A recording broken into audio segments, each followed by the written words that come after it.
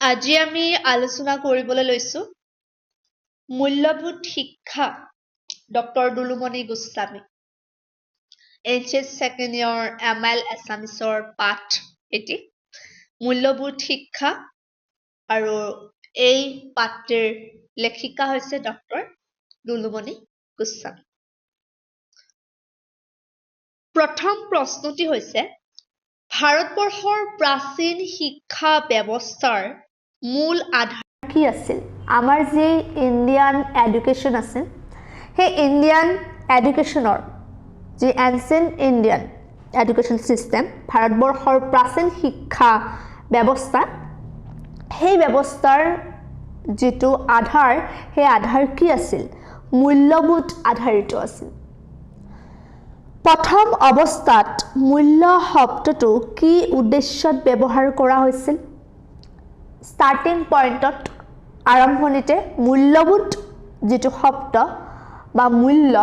এই শব্দটো কেৱল অৰ্থনৈতিক উদ্দেশ্যতহে ব্যৱহাৰ কৰা হৈছিল নৈতিক শব্দটোৰ ইংৰাজী প্ৰতিশব্দ moral শব্দটোৰ উৎপত্তি কোন ভাষাৰ পৰা হৈছে নৈতিক শব্দৰ যি ইংৰাজী প্ৰতিশব্দ হেতু হৈছে moral আৰু সেই moral শব্দটিৰ উৎপত্তি হৈছে লেটিন ভাষাৰ পৰা মহৰ্ষি টলষ্টয়ৰ মতে সৌন্দৰ্যবোধ কি সৌন্দৰ্যবোধ নিৰ্ভৰ কৰে সম্পূৰ্ণভাৱে ব্যক্তিৰ নিজস্ব গ্ৰহণযোগ্য ক্ষমতাৰ ওপৰত সৌন্দৰ্যবোধ মানে মহৰ্ষি টলষ্টয়ে কৈছিলে যে এটা পৰিবেশ বা এটা বস্তু বা এটা পিকচাৰ বা এটা গান বা ফুলনি বাগান কিমান ধুনীয়া হেতু সেই বস্তুটোৱে বা সেই ফুলনি বাগানখনে বা সেই পিকচাৰটোৱে বা সেই এনভায়ৰনমেন্টটোৱে কি নকৰে ডিফাইন নকৰে সেই সৌন্দৰ্য বোধটো ডিপেন্ড কৰে বা নিৰ্ভৰ কৰে যিজন ব্যক্তিয়ে চাইছে বা ব্যক্তি বিশেষে যেনেকৈ গ্ৰহণ কৰে সেই গ্ৰহণৰ ক্ষমতাৰ ওপৰতহে হেহে তেওঁ কৈছে যে সৌন্দৰ্যবোধ নিৰ্ভৰ কৰে সম্পূৰ্ণভাৱে ব্যক্তিৰ নিজস্ব গ্ৰহণযোগ্য ক্ষমতাৰ ওপৰত ৰাষ্ট্ৰীয় শিক্ষা আৰু গৱেষণা শিক্ষণ পৰিষদে কিমানটা মূল্যবোধ চিনাক্ত কৰিছে 10টা মূল্যবোধ চিনাক্ত কৰিছে আদৰ্শবাদী দাৰ্শনিকসকলৰ মতে মূল্যবোধ কেইটা আৰু কি 3টা সত্যম শিৱম আৰু সুন্দৰম ভাৰতীয় দৰ্শনে মূল্যবোধক কেইটা শ্ৰেণীত ভাগ কৰিছে আৰু কি ভাৰতীয় দৰ্শনে মূল্যবোধক 4টা শ্ৰেণীত ভাগ কৰিছে আৰু সেই 4টা শ্ৰেণী হৈছে ধৰ্ম অৰ্থ কাম আৰু মোক্ষ নেক্সট প্ৰশ্নটি হৈছে প্ৰকৃততে মূল্যবোধক কি দৃষ্টিকোণৰ পৰা বিচাৰ কৰা হয় সামাজিক দৃষ্টিকোণৰ পৰা মূল্যবোধক বিচাৰ কৰা হয় সহজ অৰ্থত মূল্যবোধ মানে কি আমাৰ সামাজিক জীৱন সুস্থভাৱে পৰিচালনা কৰিবৰ বাবে বা সামাজিক জীৱন নিয়ন্ত্ৰণ কৰাৰ বাবে কিছুমান নীতি আৰু আদৰ্শ যিবোৰ মানুহে শিক্ষণ আৰু সামাজিকৰণৰ যোগেদি আয়ত্ত কৰে তাকে সহজ অৰ্থত মূল্যবোধ বোলা হয়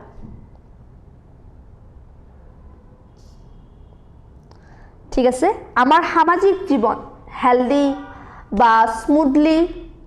যাতে স্পেন হয় আৰু কন্ট্ৰলত যাতে থাকে তাৰ বাবে যিবোৰ নীতি ৰিচুৱেল আদৰ্শ সেইবোৰ মানুহে সামাজিকৰণৰ যোগেদি আয়ত্ত কৰে আৰু তাকে সহজ অৰ্থত মূল্যবোধ বুলি কোৱা হয় নেক্সট প্ৰশ্ন মনোবিজ্ঞানীসকলে শিশুৰ নৈতিক বিকাশৰ বিষয়ে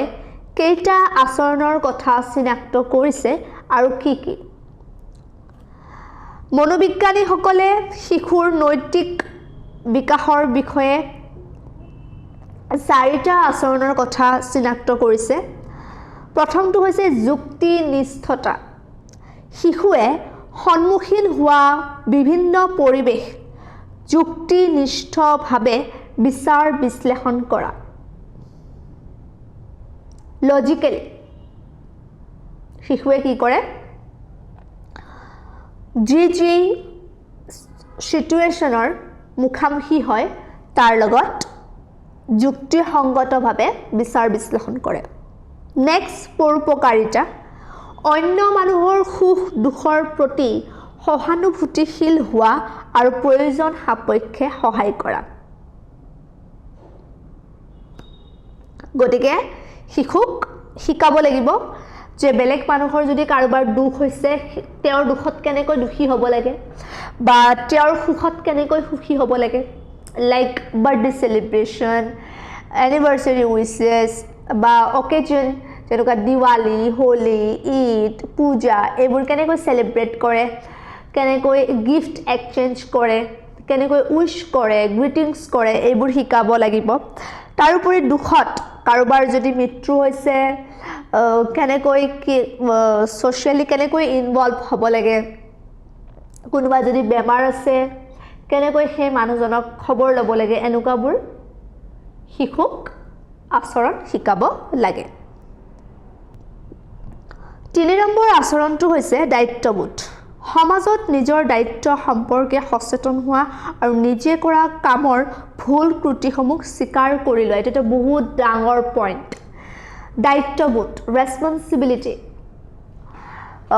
এজ এ পাৰ্সন যাতে শিশুটোৱে ইন ফিউচাৰ ৰেসপন্সিবল পাৰ্সন হয় তাৰ কাৰণে তাক বা সেই শিশুক কি কৰিব লাগে দায়িত্ব সম্পৰ্কে কনসিয়াসনেস দিব লাগে সচেতন কৰাব লাগে যে কোনোবা এটা বস্তু যদি মাটিত পৰি আছে সেইটো উঠাই থোৱাটো তাৰ দায়িত্ব বা ঘৰৰ পৰা বাহিৰত ওলাই যাওঁতে মা দেউতাকক ইনফৰ্ম কৰাটো দায়িত্ব বা স্কুলত শিক্ষকৰ ওচৰত মানে যদি কিবা বন্ধুৰ লগত কিবা এটা হ'ল বা কিবা এটা ইনসিডেন্স হ'ল শিক্ষকক জনোৱাটো দায়িত্ব বিভিন্ন ধৰণৰ সৰু সৰু ইনসিডেন্সেদি বা কথাৰে শিশুক কি কৰাব লাগে দায়িত্ববোধ কৰাব লাগে দায়িত্ববোধৰ সম্পৰ্কে সচেতন কৰাব লাগে আৰু নিজে যদি কিবা ভুল কৰে সেই ভুল কৰিলে একসেপ্ট কৰিবলৈ শিকাব লাগে কাৰণ মানুহ মাত্ৰই ভুল হয় গতিকে ভুলটো একো ডাঙৰ কথা নহয় কিন্তু কিছুমান মানুহ এনেকুৱা থাকে ভুল হলে কেতিয়াও মান নলয় যে নাই মই এইটো কৰা নাই বা এইটো হোৱা নাই বা সেইটো কথা নকয় বেলেগ এটা কথা কয় বা উল্টাই দিয়ে যাতে সেই শিশুটোৰ পাৰ্সোনালিটি তেনেকুৱা নহয় যাতে ভুল কৰিলে একসেপ্ট কৰে তাৰ কাৰণেও শিশুক কি কৰাব লাগে সৰুৰে পৰা ৰিয়েলাইজ কৰাব লাগে ভুল কৰিলে সৰি ক'বলৈ শিকাব লাগে এপলজি কেনেকৈ কৰে সেইবোৰ শিকাব লাগে 4 নম্বৰ আচৰণটো হৈছে নৈতিক স্বতন্ত্ৰতা নিজস্বভাৱে কোনো এক নৈতিক সিদ্ধান্ত লোৱাৰ ক্ষমতা আনৰ লগত আলোচনা কৰিলেও এনে ধৰণৰ সিদ্ধান্তৰ সমস্ত দায়িত্ব ব্যক্তিয়ে নিজে স্বীকাৰ কৰি লোৱাৰ মানসিকতা মানে কোনটো ভাল কোনটো বেয়া বা ডিসিশন মেকিং এনেকুৱা ধৰণৰ কোৱালিটি যাতে শিশুটোৰ থাকে সৰুৰে পৰা তেতিয়াহে ডাঙৰ হৈ সেইটো ভালকৈ গ্ৰো হ'ব গতিকে শিশুক তেনেকৈ নৈতিক সিদ্ধান্ত লোৱাৰ ক্ষমতা সৰুৰে পৰা শিকাব লাগে নিজস্বভাৱে আজিলৈ এইখিনি আছিলে ধন্যবাদ